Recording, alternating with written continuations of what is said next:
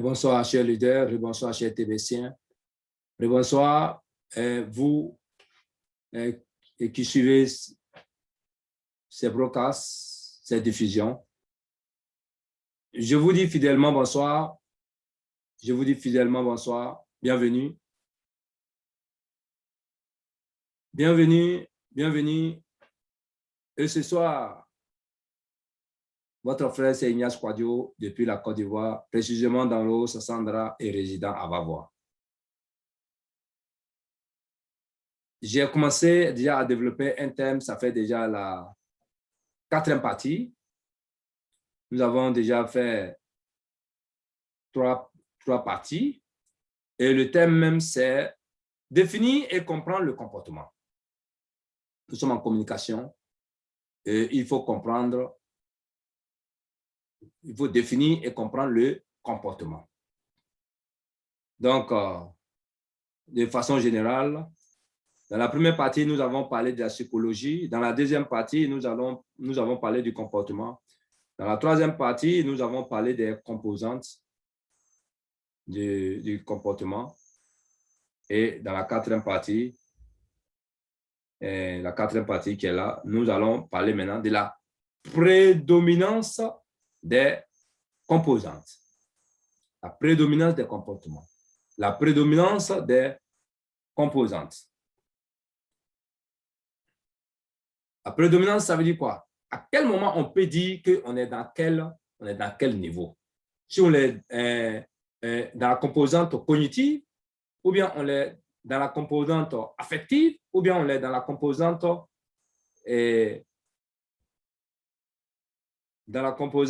motrice. À quel moment? Voilà. Donc, nous allons voir ces prédominances pour qu'on soit situé à quel moment on peut dire on est dans tel cas, à quel moment on est dans tel cas, à quel moment on est dans tel cas. C'est ça. Donc, connectez-vous, restez connectés, je vais vous expliquer. On va travailler. Merci beaucoup.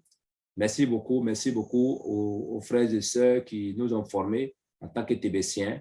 Oui, merci aux formateurs, merci à l'admin du TBC également. Oui, celui qui a permis que cette formation soit gratuite. Et aujourd'hui, nous sommes en train de donner des formations sur YouTube. Merci. Chers frères et sœurs, comme je l'ai dit tout à l'heure, nous allons parler de définir et comprendre le comportement. Et nous sommes à la 4e partie. Nous allons parler maintenant de la prédominance des composantes. Donc, on peut parler de comportement cognitif ou de cognition. Ça veut dire que quand on veut parler de comportement cognitif, quand on veut parler de la cognition, on veut parler de comportement cognitif. Quand vous entendez cognition, c'est égal à comportement cognitif. Donc, on peut parler de comportement cognitif ou de cognition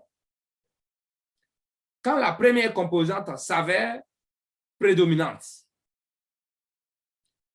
Quand la première explication que j'ai donnée en ce qui concerne les 3 composantes, quand la première explication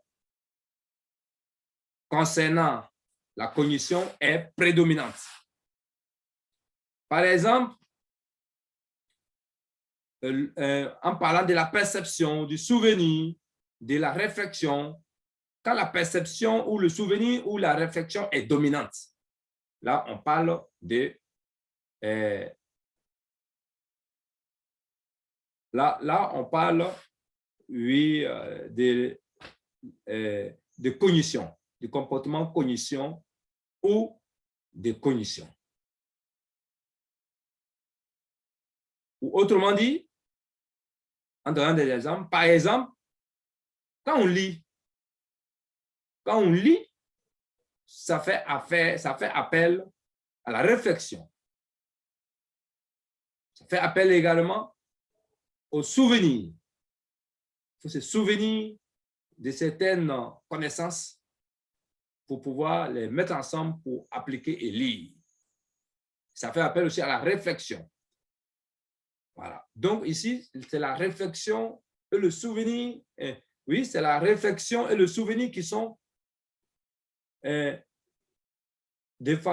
qui sont en primo, qui sont élevés ici. Donc, alors, on résume pour dire que nous sommes dans la composante cognition ou bien dans le comportement cognition ou des cognitions. Deuxième, le comportement affectif ou comportement émotionnel.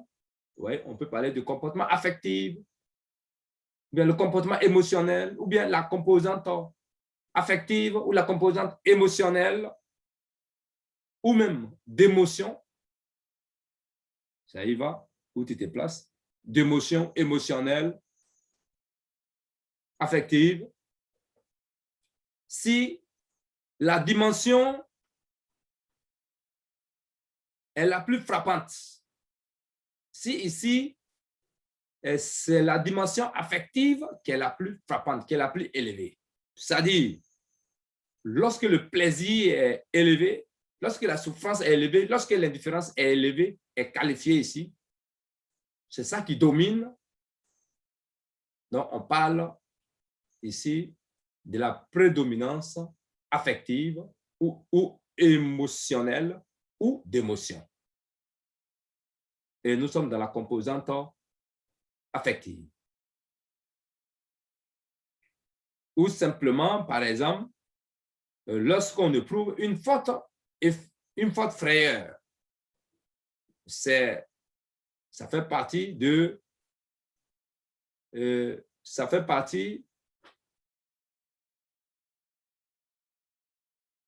la souffrance.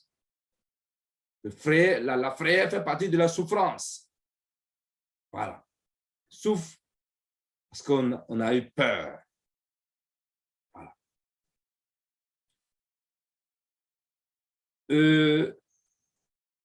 La troisième partie maintenant, qu'on appelle la troisième prédominance, quand on peut la détecter, lorsqu'on va parler aussi des comportements moteurs, on va dire ici la composante motrice ou de comportement moteur ou d'action.